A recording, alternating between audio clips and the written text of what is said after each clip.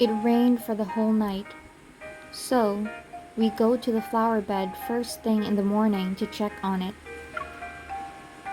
The seedlings prove more resilient than we expected.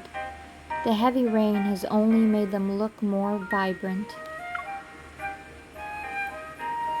There's no excess water at all. Caleb, you can be a farmer when you retire. Working as a tutor, chef, and handyman, you already planned out my retirement. I'll be busy even as an old man. As we talk, Casey runs toward us. He's happily pulling a small cart loaded with packages. The cart comes to a stop in front of us, and Caleb pulls out some freeze-dried chicken treats to feed Casey. You're getting good at this. Casey's our grade A helper now. We can count on him for all our package deliveries. Caleb takes out the packages and opens them. There are several mouse traps and a bundle of rodent-proof fences. Do we have a mouse problem? I saw some holes when we first tilled the soil, so I bought these just to be safe. Are there really mice? Something's moving by your feet. I jump to the side and land in Caleb's arms as he catches me. Was it a mouse? I don't know. Are you messing with me again? No, there are actually field mice in the grassy slopes nearby. Ask Casey if you don't believe me. The campsite manager said he named him Casey because the name's derived from a word that means vigilant. Casey's always on top of everything, even catching field mice. Caleb keeps his arms around me. He carefully steps back to a spot away from the seedlings.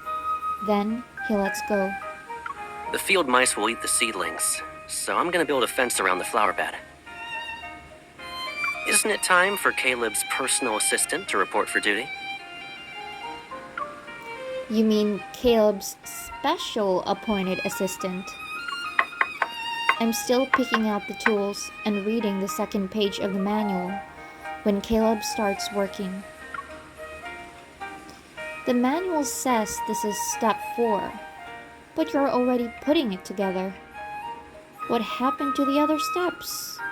Have I ever followed instructions when I build things? So I'm supposed to stand here and be your cheerleader when you're done. Hearing my complaint, Caleb turns his attention away from the tools, takes off his gloves, and playfully pinches my nose. Your nose is all scrunched up. Are you that unhappy? What do you think? It's a simple fence.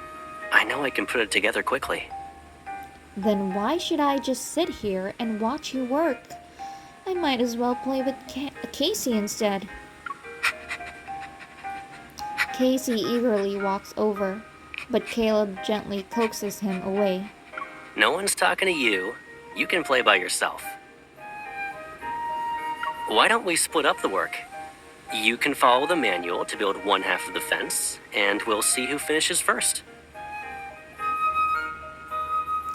This again. Don't you dare slow down on purpose just so we end up in a tie. You shouldn't assume things. Sure. But I know what you're thinking.